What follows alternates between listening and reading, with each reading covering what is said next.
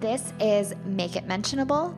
I'm Alyssa Patness, and this is the show about being human in a world that encourages us to be robots. I invite you to join me as we journey through the mess, the magic, and the mania in between, because what we can talk about, we can manage. This honest conversation extravaganza includes free-flowing conversations and high doses of vulnerability to remind you that you aren't alone. No topic is off limits, and episodes are designed to leave you smarter, aka more self-aware than when you came. I am so glad you're here. Hello, and welcome back to Make It Mentionable. Today, I am here with Iona Holloway, and we are talking about something that I feel like often goes unmentioned, and that's about the cost of personal development and the cost of inner work. And is it worth it? Is it not worth it? And what do we need to normalize around this conversation? So thank you for tuning in. I am so glad you're here. And Iona, thank you for joining me for this conversation. I'm so happy to be here, Alyssa.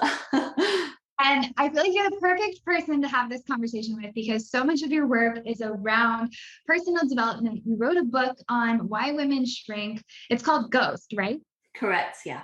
Yes. So I feel like you're the perfect person to have this conversation around around the benefits of turning inwards. And a lot of people think that it's only for, the extreme times when it's like, okay, I got to go to therapy. But there's so much middle ground between there. And I can't wait to dive into this conversation.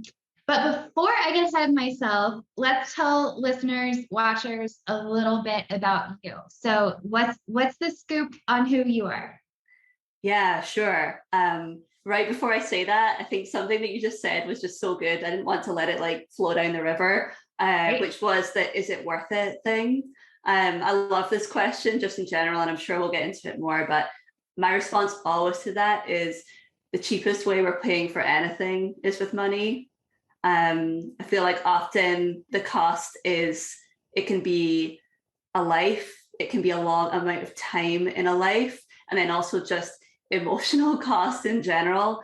So I'm not in any way trying to imply that money grows on trees, but in my experience and in the experience of pretty much every woman that I've come into contact with in doing inner work, we sort of arrive at the reality and truth of the fact that we have been paying with our lives, which expensive wise it doesn't really hold up. There's really no comparison between the two of them.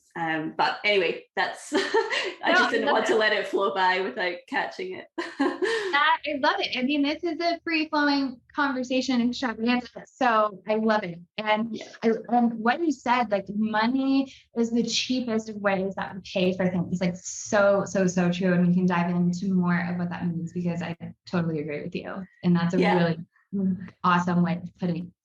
Yeah, but to answer your question, my name's Iona. I am the founder of Bravery, and I do inner work with strong women, specifically helping them find the blind spots, the emotional blind spots that are holding them back from burning bright and brave in their life, work, and relationships, and being more them in the world. A lot of this started and really grew out of writing my book, Ghost: Why Perfect Women Shrink, which is really centered around the idea of all the different subtle but very intense ways that women minimize themselves in pursuit of so many things, be that being liked, be that success, be that being perceived a particular way. And the way that I write about that in Ghost specifically related to my own experience, which was how shrinking, yes, there was a lot of emotional elements to that and the shrinking of myself, but it also manifested physically. And I really struggled with what most people would call an eating disorder. I prefer to call it a coping strategy. But I struggled with that from pretty much the age of 5. And it wasn't until I was 29 that I decided that I was done. So a very long time in my life, I was trying to find my way by by shrinking my body, and that being the way that I felt strong, safe, good enough to be in this world.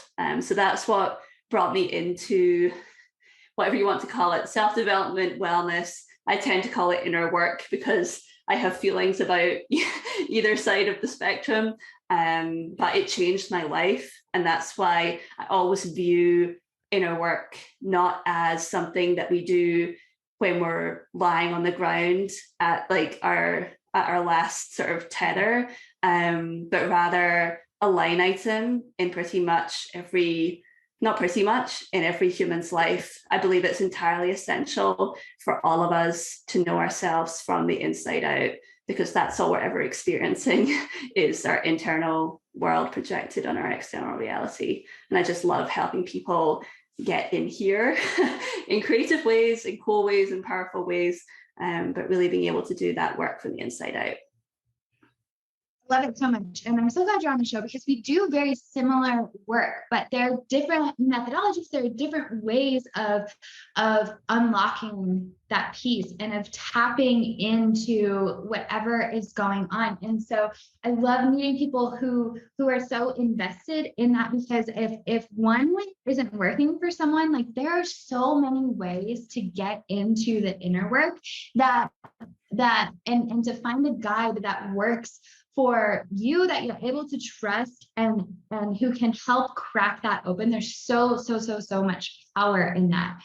So I want to talk about a few things you just said. Thank you for sharing a piece of your story. My journey with shrinking has been much more on the emotional side, and some things with like body dysmorphia as it relates to OCD. And so like the mental health piece of this conversation is super important for me as well. And I love what you said, where so many people are quick to call things an eating disorder, or to diagnose, or to call it, like, and then all of a sudden have to take on this identity of something that has a freaking crap ton of stigma around it. When in reality, the entire reason that it formed in most cases is because we're trying to cope with something that is going on in our environment that we don't quite know how to deal with. So I love that you called it a coping strategy. For you, I know you explained it from your perspective, and I want to get a little bit more specific, but what does the concept of shrinking mean to you, and what does it do to people? Yeah, I love this question. I view it as a minimization of humanity in pursuit of being seen as sort of untouchable, or impenetrable is not quite the right word. But I know, I'll put it this way: the smaller I got, the stronger I felt. The smaller I got, the more control it felt like I had over my body, the stronger I felt, and the more, like, in many ways, indestructible I felt. I like what you said about, I can deeply relate to the idea of emotional shrinking. I would say by the time I was in my late 20s and really not doing, really not in a great place emotionally, being able to, it felt like anyway, control my body also allowed me in many ways to numb out my entire emotional experience. And I think that's true for many high-performing women in different capacities. The ways that we become impressive is by the avoidance of our own humanity. And I think that the numbing out of emotions in general is something that is so widespread, so prolific, so insidious. And to your point, on different levels. Like, it's not that everyone has, quote, something that would rise to the level of being diagnosed with an eating disorder to be minimizing their emotional experience or trying to find a way to be in the world.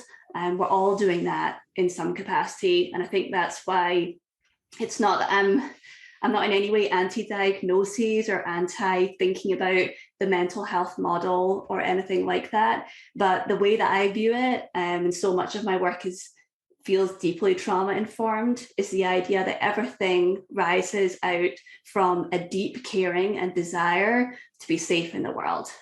We're always on our own side. even when we are doing things that ultimately are hurting us. Like by the time I was in my late 20s, like controlling my body to the way that I was it physically hurt me. It was emotionally painful. But the coping strategy was born out of many years of trying to feel safe in the world. And I think that when we're able to get on side with the idea that we haven't been trying to destroy ourselves the whole time, we haven't been trying to do any of that, we've actually been on our team the whole time, just with kind of bad tools, it humanizes it. It makes it much easier to relate to yourself if you're able to think about it from the perspective of, oh my goodness, I actually cared the whole time. I didn't know what I was doing, but I cared the whole time. I was trying my best to feel safe, to control things, to manage myself externally rather than internally. And when you finally arrive at perhaps a tipping point or a leveling point where that's not working anymore, it's like, okay, cool. So what are we going to do? What are we going to do now? How can we do this differently? How can we support ourselves in ways that don't also destroy us, that don't cause us pain? And I think when you begin to look at it that way, shame can evaporate. It doesn't evaporate like, I feel no shame about anything I'm doing. Of course not. That's not real. But I think so. Yeah. Like it starts to dissolve, and then all of a sudden you might realize like, oh, I'm not living this as much or in the same way. One thing that I really want to touch on that you said, and it was sneaky, I love that you did it. So you talk about, when you talk about it, you're talking about like high performers and in particular high performing women, and you're talking about them abnegating pieces of their humanity. And the specifics there, at least in the work that I see, is being able to own your desires, being able to acknowledge that you have needs, being able to set boundaries that don't just work for other people, but that actually work for you. And those are just like some of the top three. But and emotions, that was the other huge one, like being able to have freaking emotions and knowing that it's okay and the world's not going to fall apart. And so I love what you said, like you keep talking about that in This Is Your Humanity. And I think that is almost the first lesson that so many people have to learn, is like, no, it's actually okay for you to have wants and needs, and you're entitled to your desires. Like last year, I had to have a mantra, like it was written on a card like this in front of me. It's evolved, but I had to have one written down. It was like, I am entitled to my wants and needs. And I am entitled to my preferences and desires. I think that's one thing that's so hard for people to tap into sometimes, because again, we develop these coping mechanisms, and it says, don't rock the apple cart. Like don't have needs, because that's going to keep you safer. So the element of safety that you bring in, I mean, it's just so damn critical. My absolute favorite part of what I do is helping people get in touch with parts of themselves. And so what you were just talking about, where it's like this piece of ourselves is doing her best. She's piping up and she's like, hey, I have a need, and I don't quite know how to express it, but she's doing the thing that she knows how to do. And when we can start being kind to our parts, and I love to name them. I don't know if you do this, but I name my parts. And some of them are Shrek characters. Like I have a part that is Fiona and the dragon from Shrek. Like she's super cute with Donkey and wants to bat her eyes, and then she breathes freaking fire. So when we can start integrating our parts, though, like again, same experience, that shame just starts to crumble away.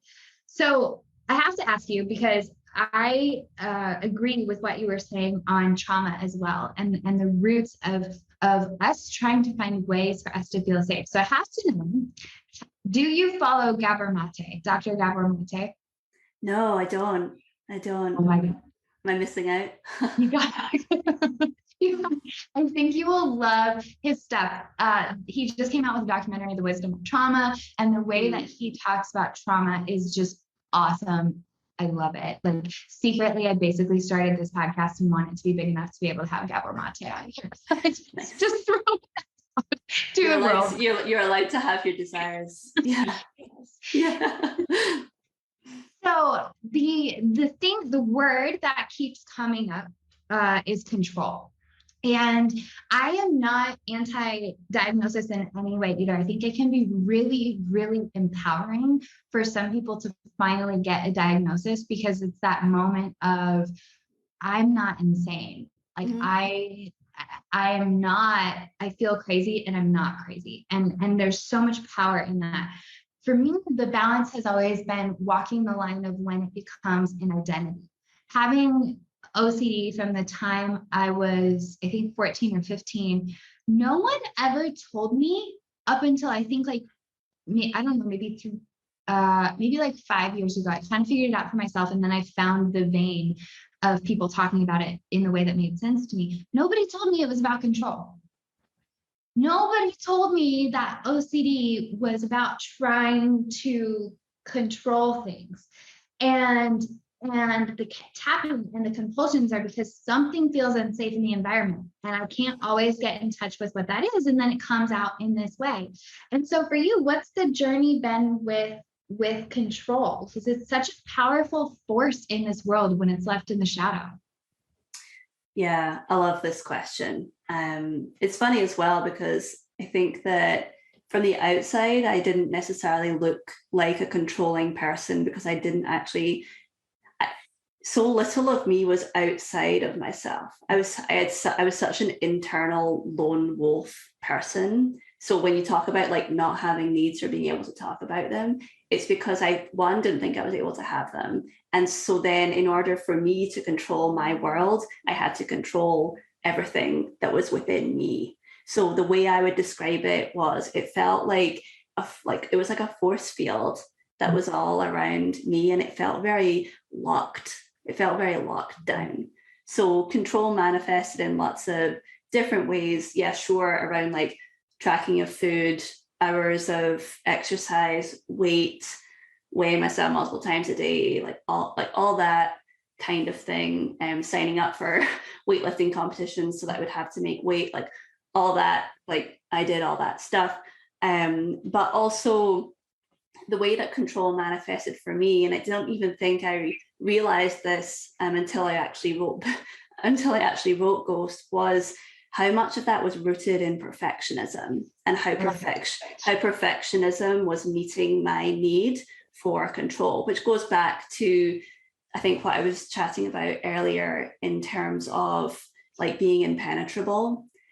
In order for me to be safe in the world, it would have to be that the force field did not have one crack, one pore, one tiny hole that anyone could get anything into, like me, anything that could hurt me, that I would be vulnerable by, anything like that. And talk about robbing humanity from yourself. If your baseline for living is that it's impossible to show vulnerability, just thinking about how hard it is to work in order to bypass vulnerability, because that's when you're operating as a robot. That's when you're trying to rise above the human experience and almost like bypass it entirely. So for me, that's how control manifested. It was, if I am perfect in not having needs, perfect in like being entirely self-sufficient, perfect in not rocking the boat, perfect in my output, in my job, perfect in the way that I control my body. Not only am I safe, but I am also dominant. And I think that's the other thing that I think a lot of women have to navigate with, in terms when our standards for ourselves are so high, it often allows us to rise above perhaps the other people, the average people, and give us an additional feeling of safety by feeling superior.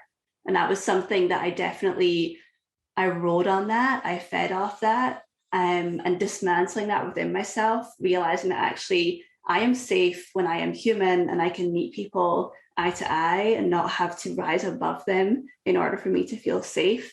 I think that, well, in any life experience, we're always navigating this kind of power dynamic. But I think when you're in control or you're needing it, it's very often you'll like tip up and try to find some kind of way to dominate your experience. I remember the first time that I learned that OCD had a perfectionism category. Like there are different obsessions that people experience, and it's not the same for everyone, and different obsessions and different compulsions. And so I learned that perfectionism was one of the ones. And perfectionism is really hard because it's one of the things we're rewarded for a lot in society. Yeah, totally. And so it's like, okay, it just adds to that feeling again, like this dominant feeling of like, okay, but if I can do it, if I can be perfect, then like, so I'm safe. Yes, I had the same experience, or perhaps experiencing the end result of what that was from a different lens with OCD. And I eventually had to get to the point where it was like, okay, I'm good with the excellence, but like perfection is an illusion. What it ended up, the robot thing. Yes, I wanted to go back to that because I was in a previous relationship and he would call me a robot at times. And when I was in it, I'm like, no, I'm not a robot. Like I have feelings, like I'm not a robot. But at the same time, being outside of that relationship afterwards, I realized all the ways that I was a robot. And he was using it. It was interesting because he was a robot also. And so like there were definitely some projections there going on, but he could also recognize it. And there's another episode with a friend of mine I had on, and we talk about women taking up space. And she talks about feeling like a robot too. And this language, like it permeates, I think, conversations with women in a way that we laugh about it. Like we laugh about feeling like a robot, and yet it is so damn damaging. Oh yeah, totally. And I think often we'll laugh about it because it's sort of almost a safe way to be vulnerable. It's like, oh, let's bond over our own sort of robotic tendencies. I would love to know if this was true for you as well. But the thing that I realize in reflection on my life of being a robot is I felt so powerful and dominant, but the longer it got, the stakes got higher and my world shrunk to the point where like there were only certain things that I would allow myself to do, because if I was so like body, exercise and my job, there wasn't any real wiggle room to try things or to practice or to do new things, because when the default is that I have to be perfect at this, it makes the world feel like your world shrinks. So at a certain point, you're perhaps dominating, but it's in such a micro way that you lose, like the theme, like you lose the human experience, you lose the breadth of the experience and the width that life has naturally, because you can only exist in this very sort of specific way, because that's the only way you're feeling safe. My experience was a little bit different. I love what you're sharing about dominance, because mine has been a little bit different there. I don't resonate with having to feel dominant in the same way. And my perfectionism, I think, came out in the form of I need to be perfect for this person. Yeah. I need to be perfect for all these other people around. And so rather than it being like this dominant in some of these other spheres, for me, the world shrank because I didn't have needs in relationships. Well, yeah. Of course we did. We always have needs, and your needs are always valid. At times we don't recognize what those needs are. And that's what was happening to me. And so the world kept shrinking and shrinking and shrinking because I was going with the flow and, taking on the identity of being the type of person who could go with the flow while secretly you're trying to control everything with compulsions and like not wearing blue underwear because that means your day is going to be crap. Like all these other things that my mind could come up with that people have no idea what I'm trying to control in the realm of uncertainty. But then being this person who's like, you pick, I don't care. I'm less picky, but the world shrinks when you don't get to express your opinions, because the entire element of being a human is getting to share how we view the world. because Yeah. no two of us are ever going to view the world the same. Yeah. I love that distinction. It's reminding me, like, for the whole last month in my Brave Thing membership, we were talking about like energy blueprints and the different ways that people show up in the world and try to get their needs met. And there's ones I always call us more like hawk-like. So we're the ones that are a bit more dominant and in isolation and devoid of needs, and we're getting our needs met that way. And then there's the octopuses, which are more like deep feeling, highly empathetic, and perhaps a bit more self-abandoning, in the sense that they're like, everyone else's needs over mine, but I'm plugged into everyone. And so my identity is somewhat externalized because I'm dependent on all of you like validating me. And then the zebras, which are kind of go somewhere in the middle. But yeah, that makes a lot of sense. I think there's so many different ways that a world can shrink, and just depending on our upbringing, the way we come out, all that kind of stuff, we're getting, like you said, we're getting our needs met in some capacity. And also when we're abandoning ourselves in the process, life gets small, where it can start to feel really wrong. I think it's really important to bring up, oh, by the way, I would definitely be the zebra. That's bouncing back and forth, probably. I think it's really important to bring up the way that it manifests, because one point of this is like, when we realize it's not just us, it becomes so much easier to confront. And I think one of the reasons I see people avoiding inner work is because it's, once you get to the point where it feels like, oh my God, I'm the only one who's dealing with this, it's so much harder to come out of that shell. One other way these things came up for me, and I started to notice like how little I was allowing myself to experience, is I had a really hard time expressing joy. And I called it, I eventually ended up calling it trapped joy. And I teach on that now to an extent, because what happens is like, when you're not willing to go into the depth of the emotion, you know, we live in this baseline that's this freaking big. So more of what you're saying, like the world shrinks, and we don't get the tops of it either. And so I would be happy about something and find myself biting the inside of my cheek, like to not smile and to not let myself experience like the pure joy of it. And I'm wondering if you had anything similar, if you've experienced that in your work too. Oh my goodness. Yes. Yeah, totally. I love that. This is one of my favorite things about talking to other people who do this work in their own world, with their own community, because we're always talking about the same things. It's just different language. I always talk about like relearning, like turning your body into a brain, like relearning the language of sensation.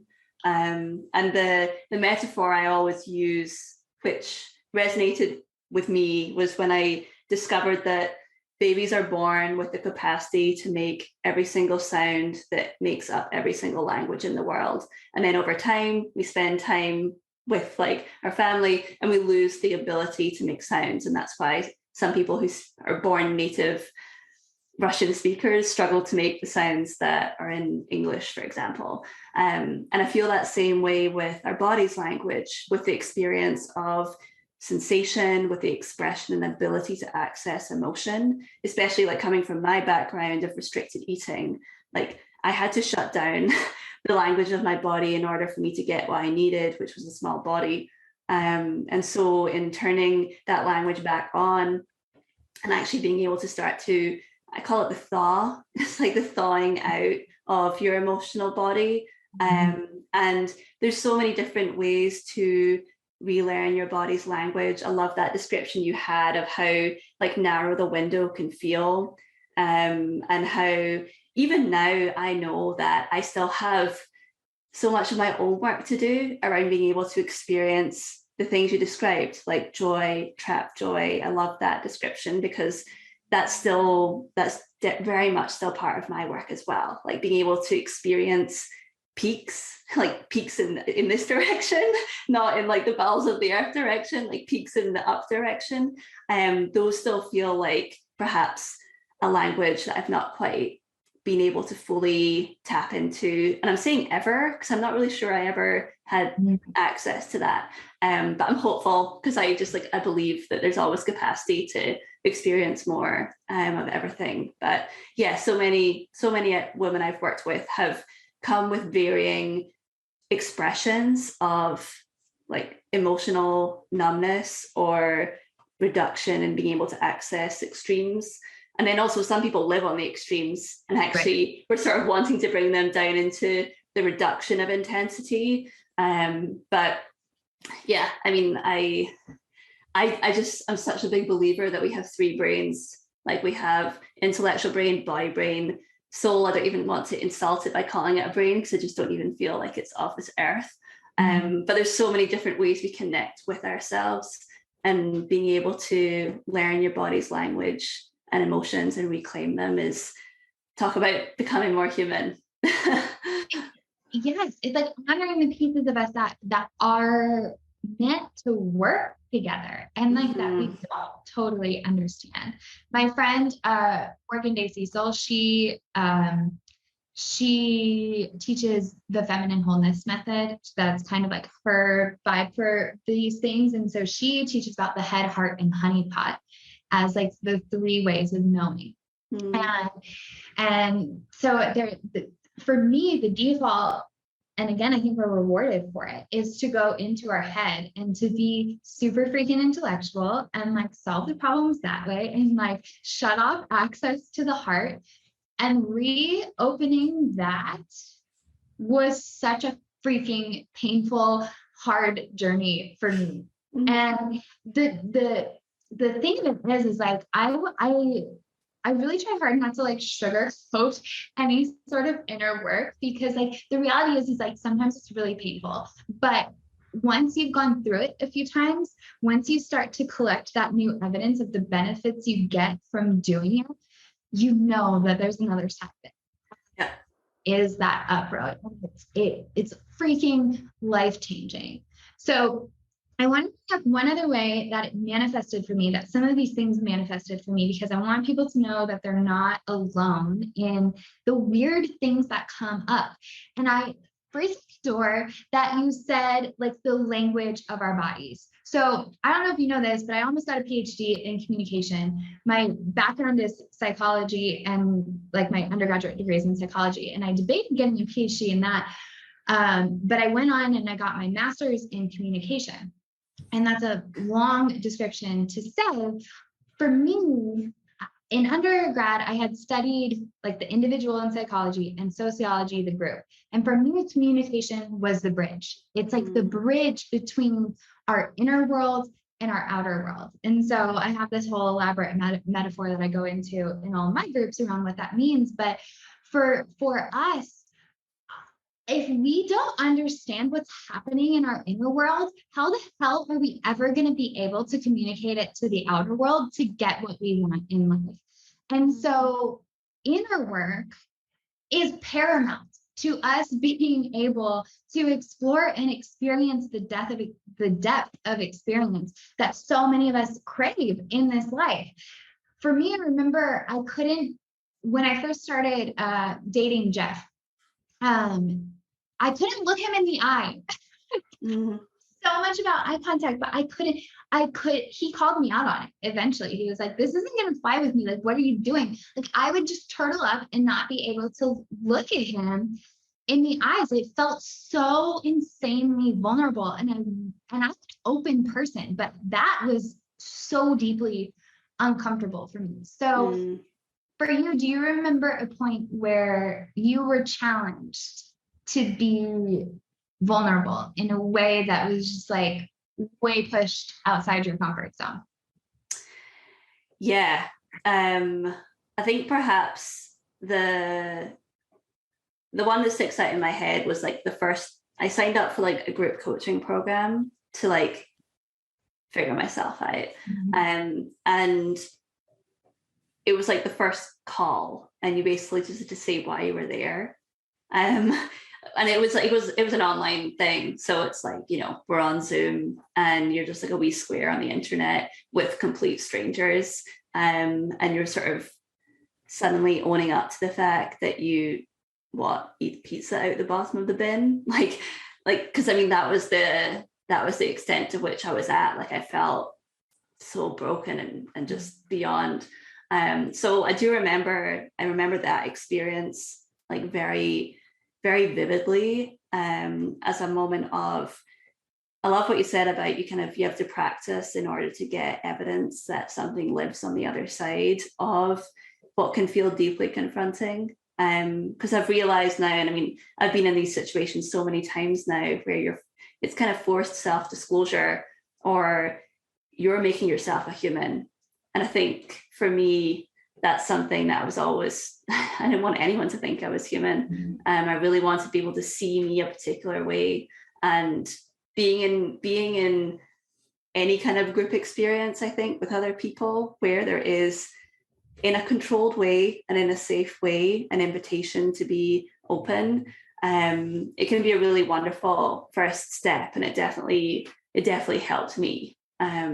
So that one always kind of stands out for me. Just also being there with other women and kind of seeing your reality reflected in theirs, and realizing that you're not actually that special. You're not that unique in your experience. This is a collective thing. It's shared in many ways. Sure, like the way it expresses through other humans may be different, but we're all just here trying to figure it out. And I think that's why I was saying at the start about inner work being, it's like a baseline. It's a line item. It's required for us if we're actually ever going to know who we are, and if we're ever going to really be able to authentically connect to other people. Because when you're able to witness yourself, by default, you're able to have a lot more just like compassion and awareness for what everyone's trying to do, which is figure themselves out. We're deeply selfish that way. Like I like to laugh about it. We're deeply selfish. We're self-obsessed. We want it to be right for us. And like, I think it's kind of funny when you can own that, and then also see that that's all anyone's really doing. We're just obsessed with having like a better time. Right. And I think that's where, I'm curious what your take is on this too. Okay, wait. I want to talk about positive psychology, but I have to backtrack to one other thing really quick. So you had said something about being in groups, and I think there's so much power in groups for what you were saying about the language of the body too. Like a lot of people focus on one-on-one, and there is a time and place that I absolutely love one-on-one work, especially for like the deep healing and uncovering things. I have also experienced though that for rewiring our nervous systems, being able to be yourself in a group of people when that is guided in the right way, like groups are so freaking powerful for helping your body get back on board with being who you are and knowing that's okay around other people in a way that one-on-one stuff just doesn't get to in the same way. So I loved what you said about that, because I don't think enough people talk about it. So the other thing I wanted to ask you about, so we talk about like bringing humanity back and have these feelings, and we're constantly thinking, and we're selfish beings, like trying to figure out what we're here for and what we need to be doing and how to make things better for us. But I see, a lot of times, like in the positive thought school, where that means you have to be happy all the time. Sure. And I think like one of the biggest things about inner work, like when you start going into inner work, it's like, oh wait, I am definitely not going to be happy all the time. But there's so much beauty in that. So what are some of your opinions about this and like the positivity cults? Oh yeah, you can probably guess. Like, and it's the thing is, I'm laughing because I've learned this along the way of sharing this work. You can't just talk about pain because it sucks. No, like just talking about inner work for the sake of inner work sucks. I recently wrote something in my newsletter. I was like, we don't heal to heal, we heal to live. Like, what is the so that that accompanies why the hell you're doing this thing that is often like deeply uncomfortable and definitely not a guarantee of happiness. Like, what is on the other side of being brave about doing this kind of thing? And that's why I think it's really valuable to spend some time reflecting on what is tethering me like forward into my future life while I'm here walking through the mud trying to come out clean. Like, well, like where's the benefit of this? Because to your point, positivity isn't it. That's just bypassing in a whole like other way. Talk about not feeling things. It's like if your goal is to feel happy and you're forcing yourself to try to be positive all the time, what a great way to abandon yourself in a very, like a pastel pink way.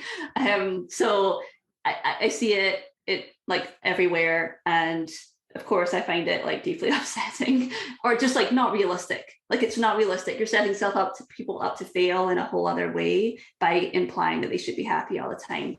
The way that I look at it, the way that I see it in my clients is the increased capacity to be with the spectrum of human experiences, whilst also having like a healthy, I am here on my own side part of it. So like truly the separation between who I am, who Iona is, and all of the experiences that can happen within the context of my life, the fluctuations in emotions, the joy, the pain, the disappointment, the failure, the success, all of that, being able to navigate and ride those waves and not personalize it into me being a bad person or me being a failure or me even being a success. It's like a healthy detachment from, but ability to experience the broad spectrum and still be on your own side. That's the way. And also to be like more expressed. Like I always call it burning brighter and braver. I like to think of it, it's like we all have one ember. Like even if life's feeling weird, like we have some ember and we're trying to more of that take up space wherever you want to, like whatever language you want to use around that. But it's like positivity, happiness. I mean, it's like a shiny penny fake reality that doesn't actually exist for humans. Just in the way that perfectionism doesn't. Right. And we'll just keep end up chasing it and miss things along the way. I love that you talk about full spectrum and the ember. My version of that, and I love it because it's like, again, we say the same things, but there are different ways that connect with different people. And so I love when we can be in conversation and share those to help people connect some of these dots more, because it can be confusing. So I talk about full spectrum in like the range of full spectrum of colors. Like, do you want to live in black and white, or do you want to be able to experience all the colors and all the colors can be all the emotions? And I think what might be good is you had said earlier that when you were in the thick of it, when you had to go into the group, when you were in the group coaching program and you had to introduce yourself, you said that you felt broken. And so I totally agree with you that like I'm constantly in this battle of really a lot of the stuff I do is completely not sexy, but at the same time, the result of it, the better connection, the authenticity you get to experience, like the kick-ass relationships, that stuff is the sexiest of them all. But at the same time, like the work is so important, but you can't talk about pain all the time. However, I do think that it's good to acknowledge the different ways we can feel there. So I'm wondering if we can just like list some of those feelings that can be very normal to feel when you're in that place. And then we can start talking about like, okay, then what? Like, what do you do around recognizing that? So broken is one of them. What else comes up for you? Like, am I crazy is another one that came up for me a lot, like wondering that. Yeah, I think common things I hear is I don't even know who I am. I've wasted a lot of time. I feel feel like people get through like 3 months of doing inner work and then suddenly are like trapped in this life that they're like, oh my goodness, I don't fit here anymore. And so there can be a real grieving of the previous self. So it's almost like I miss myself. And even though it was rough. Like I miss former versions of me like all the time.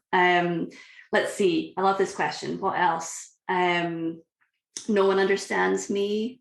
I'm going to outgrow, like I'm going to outgrow relationships or friendships. That's a really good one. Like, when you start committing to yourself, there is a chance that you transcend certain things that were there before.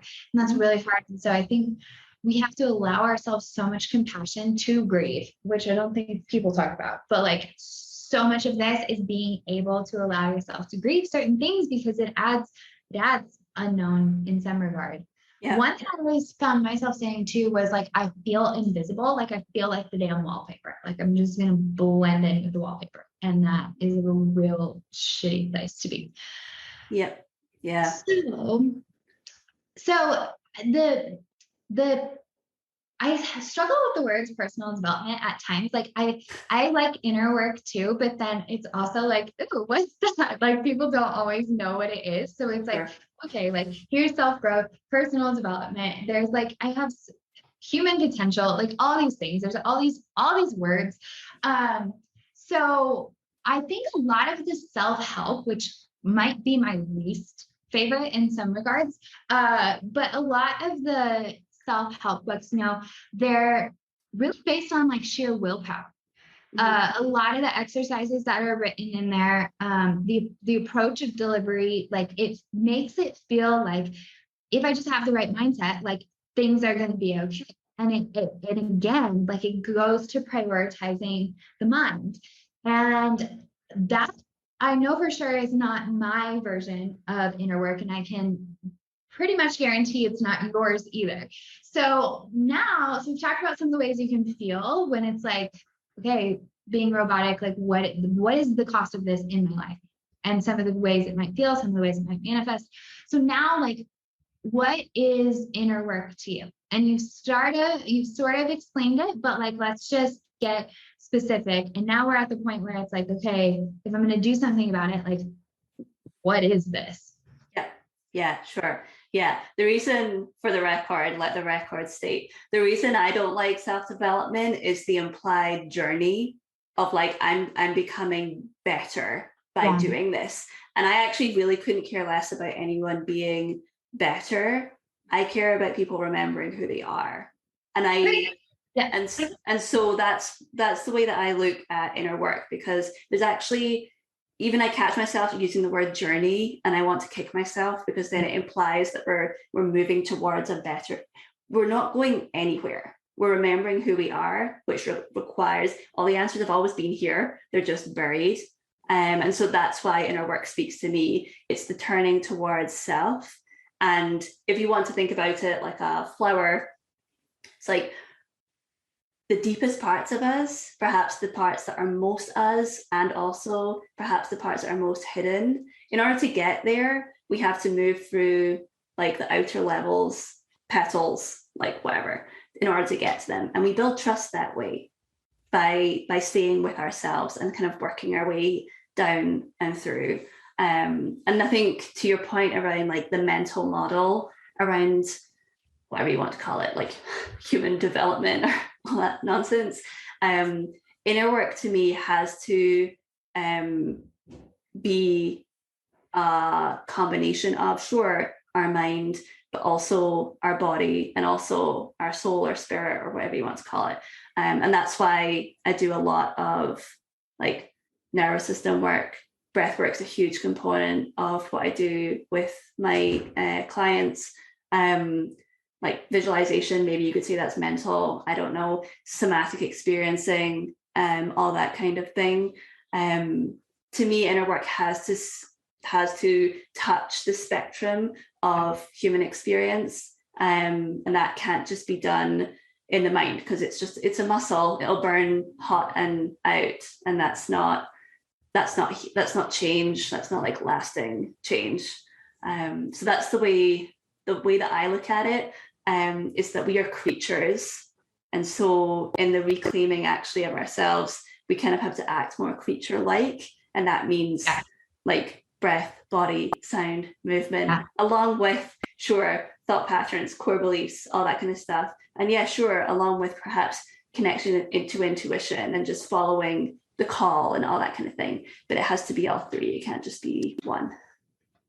I completely agree. For me, the piece that you said about remembering who you are, like, is the so important, because I was one of the people who found myself saying, like, I don't know who I am, like, who am I? And it feels so destabilizing.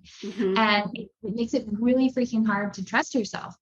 And there's so much power in when trusting yourself. So I talk about, like, when you find your voice, you find your freedom. And to me, that's a large piece of remembering who you are, and the deconditioning. Like, we're born into this world, and all of a sudden we have all this conditioning put on us. And so the journey is this, like, and again, I'm with you on the journey, because it makes it sound like there's a summit where there's an end point, where, like, the end point is when we die. Like, it's always like, it's a lifestyle to me, honestly, to embrace these things. And it's a conscious, for me, it's like a inner work is like a conscious choice to allow myself to experience the depths and to just experience it all. And there are different tools to get there and to help recondition. And a piece that I love focusing on too is getting to know the inner world, but then practicing how you translate that to the outer world too, to really form those deep and meaningful connections. Because when you have two people who are exploring and remembering who they are, and then they get in a relationship, like, there's a lot of things that can come up within that. And how do you better support that person? And how do you engage in conflict when this is happening and you're both growing in that way? So it's, for me, like I said, for you said it's a line item and it's like a required thing. For me, it's like I said, it's like it's a lifestyle. Like, once you make the choice to go into it, like, I could never turn back, because it's not this, like, thing where I'm going to go for 3 months and then I'm done and I'm healed. Like, there's no point for healed. And that's just what it is. Like, when we get to that point, like, we're dead. Like, we're dead.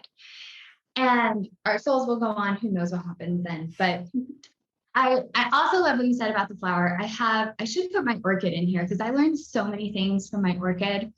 And thinking about going down into the seed. I know you were talking about the flower itself, but for me, there's so much in the seed and the slow speed at which nature just does not give a shit about how long it takes.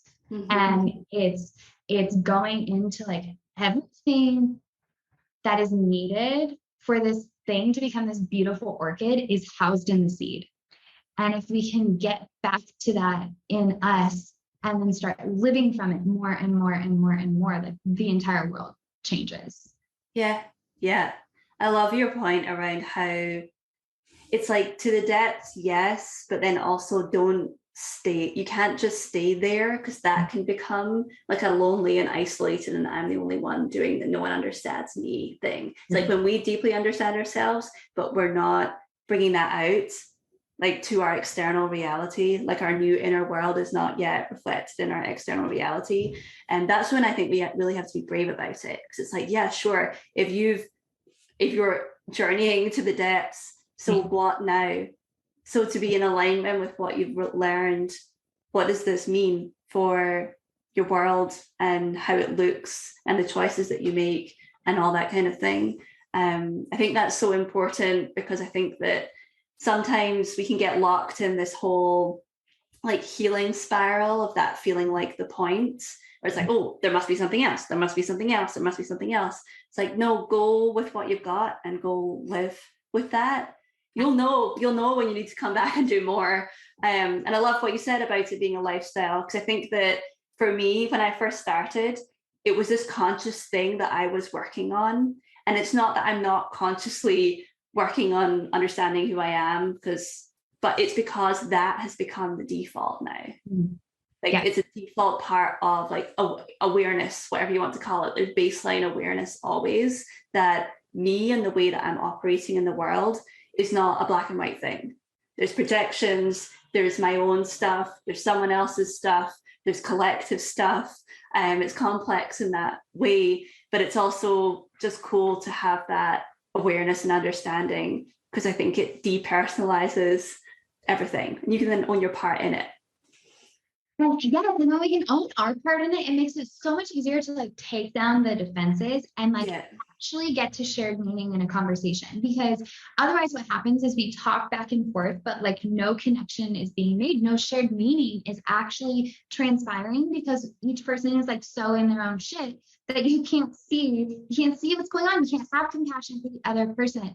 And so for me, it's interesting because, you know, when we talk about inner work, self-development, all the words, like it can make it feel like it's this huge endeavor. And I just want, like, in these conversations, I always want to remind people that like it doesn't have to be a huge endeavor at every turn. You know, there are definitely times where it is really great to have a guide. And it's great to have someone to help you. You know, I don't want to hike Mount Everest by myself. I would like a guide. But when I get to the bottom of the mountain, like it's time for that guide to go live his or her jolly life, you know? And so I firmly believe in like not keeping people around forever. I'm constantly trying to get rid of my clients. And if they need it again, they come back. And truly for me, I think it's these micro moments of, how do I make the decision to allow myself to be human right now? And getting to that uncomfortable place, like, and sometimes even for me, like I've been doing this for years. I make it a choice. It's baked into my relationship, in our values. Like we have relationship values around how we do these things. And yet sometimes it is hard to go and say the thing that feels the most vulnerable, and say the thing that might have someone being upset with me, or might leave someone thinking that I'm not perfect. And yet it's making that choice to allow myself my own humanity, regardless of what other people think. Yeah, totally. And I think that speaks directly to that idea of being able to tolerate the fluctuation and capacity of, or I shouldn't say capacity, the fluctuation of an intensity of spectrum of emotion.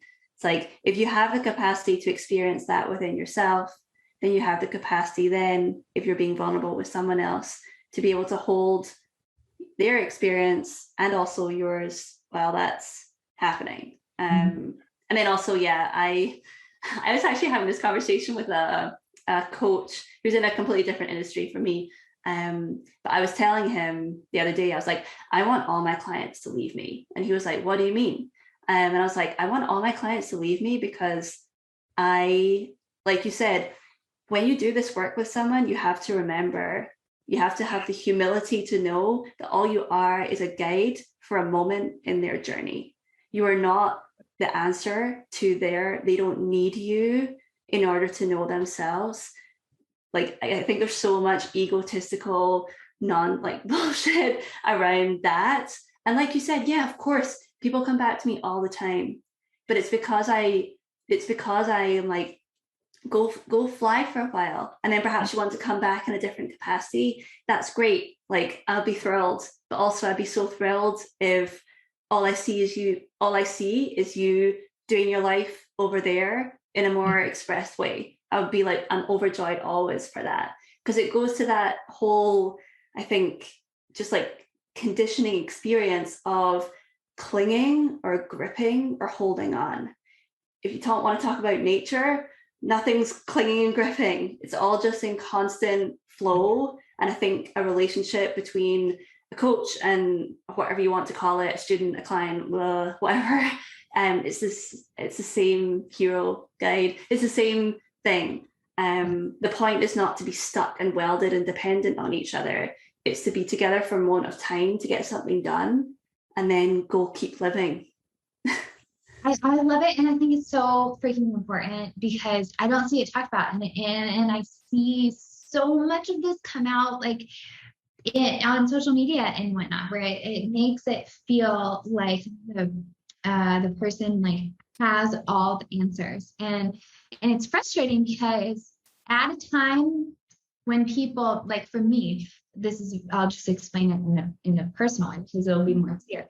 For me, when I was in the thick of it, when I was struggling in a very deep way, feeling invisible, feeling like the wallpaper, having a hard time trusting myself.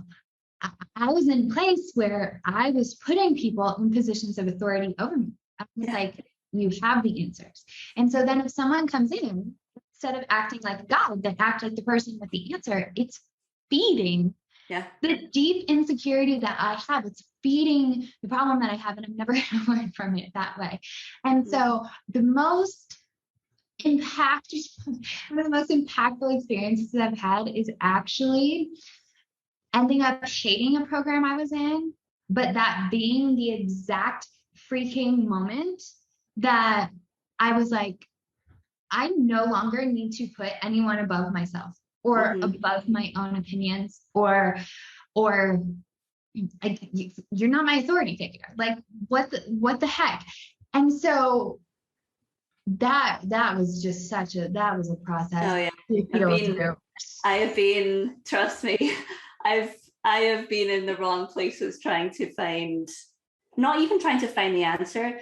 I have had the wrong guides at different points as well. And it's like anything, there's a learning moment in even the moments where you're like, seriously, like, what is going on here? But yeah, I think sometimes those moments can be a really wonderful reminder of like the answers are in here. And so actually, I always see this to clients, like the most valuable thing I could ever teach you perhaps is that you can trust yourself. That you can trust yourself. So what are we going to work on here in order for you to be able to trust that the voice within you is one that you can, like the compass is in there. And there's so many different ways to do that. Some people need to regain trust with their body. Some people need to regain trust with their intuition. Some people need to regain trust with their mind. And most of us need to do all of it. But it's the returning of autonomy to the individual so that they can be someone who is like, not only am I on my own side, but I actually trust myself too. I care so much about that. I couldn't care less if people stay with me forever. I don't want them to. I agree wholeheartedly. And that moment when that happened, like I wasn't happy with the program, but like that became one of the most impactful programs I've ever been in because of that switch in me. Yeah. And at that point it had nothing to do with the person who led it anymore. And I think sometimes like we forget that often our struggles are designed for us. Our struggles are designed for us to heal if we choose to go that route. And it can be painful at times, but the rewards are so astounding. And just moment to moment, it's not this huge reward of like, when I do this, everything is fine. Yeah. It's the moment to moment depth and experience that you get out of your life when you no longer feel like you're tiny. And it's so powerful. So I love when I find people who want to kick their clients out and like just want to give them all of the agency back. Yeah. Because it's so important. I see one other thing. So I sometimes find I really, really strongly believe in any guide or coach. I think if you're like definitely viewing yourself as a guide, like I 100% do the same thing. But I think anytime you're a coach, you're a guide, and anyone in the healing professions, like we have to be working on our own stuff constantly. And like my intention is always to be as clear of a mirror as I can be for clients. And if I don't work on my stuff, I show up as a dirty mirror, and that doesn't help anybody. And so do you have these moments where you feel like you're talking to yourself with your clients? Oh my goodness. I mean, yes. And honestly, all the time. And I want to normalize that. I think that's so incredibly normal, especially if you're someone who you're part of your business. Like I'm running a not personality-led brand, but I mean, I am so deeply part of my brand, and I write everything and I create everything. And so of course the people that show up in my world are going to feel maybe not identical, but similar. Like we're drawn, that's a lighthouse that's working well when you're drawing in perhaps people with like similar life experiences. But yeah, I have that all the time. And I also feel very strongly with you about, I have a very strong, like, not practiced doesn't get taught. Mm-hmm. Like not filtered through the lens of my own experience doesn't get taught. I will hold on to something that feels like a great idea for months, years, until I've had the time to actually practice it. I just refuse. And I think that's what it means to be an embodiment of your work. If you like, you call it your body of work, you can call it whatever you want. But like, how could you possibly teach from a place of knowledge? Like, all people deserve when they come to you and they like hand over their money and say, help me, you better be teaching from the wisdom of your own experience. You better be. Because that, like, one, they'll know like so quickly if you're just like spouting knowledge. And also, you know, like you've been in experiences where there's a disconnect between the information being delivered and the person delivering it. And that's because it hasn't been, I call wisdom being slow cooked. Like, you've got to cook that shit. Like the rice takes a while to cook, and you better be doing it yourself. Because like, who are you to not be? And then to like the whole theme of this call around inner work not being a cakewalk. It's like, if you're asking people to be brave about themselves, brave about the work, brave about being vulnerable, brave about all that stuff, you better be leading from the front, or else you've got no business doing it at all. Yes, and I think that's so important to talk about. The embodied piece is so critical. I think when you're teaching I think there are some skills where you're like regurgitating a textbook that it becomes very easy to just fall into like that line of teaching and that line of delivery of things. But what is transmitted, what is understood, and the amount of impact that I'm able to have in embodied work is just, it would not happen if I wasn't teaching from a place of integration.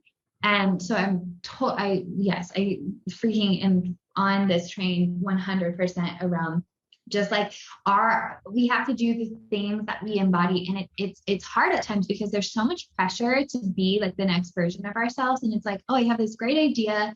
And it's like, can I pull it off? And like, maybe, but the best question, like the best like gut check for me has been like, but am I embodying? And if I'm not embodying, then it's probably not good for me to do right now or yet. I like to say like intellectual insight without experience is incomplete understanding. If you only have the intellectual knowledge, but you don't have the experience of it in some way, then you don't have the full understanding. And if we don't have experience with it, but we want to say something on it, I think the best thing to do is to own our experience in the fact that like we don't have experience with it. Like just be honest about that. And so many people are so scared to say, I don't know, but I think it's one of the most powerful things you can do at times. Oh yeah, totally. I've been doing that with recently in my business, specifically around when I view something as unprocessed or incomplete within my own experience.